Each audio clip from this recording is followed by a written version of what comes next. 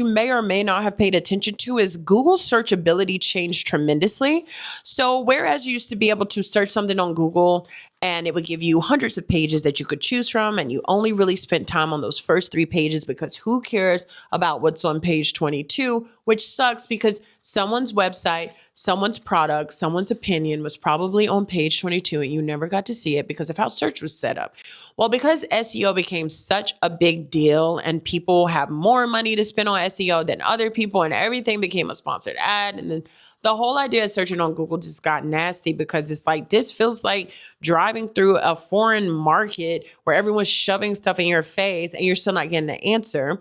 Well, Google changed that and they limited those pages down to 10, which means if you existed on page 22, darling, you don't exist anymore. Now, a phenomenon that is happening as a result that we need to pay attention to is we're shifting from SEO, so search engine optimization, to AEO, so AI engine optimization, which means if you want to exist in the modern time and be searchable, you absolutely are going to have to exist in AI. And figuring out how to exist in an AI database means you probably need multiple touch points for your brand. So now when we're thinking about marketing for branding, you gotta go with all the mediums you can possibly go through, all the channels, just so you can exist on an LLM, so that as people use AI to search for clothing, as people use AI to match their outfits, you can show up in these tools as well, and you don't have to worry about becoming extinct because you no longer exist on Google. As we switch from SEO optimization to AEO optimization,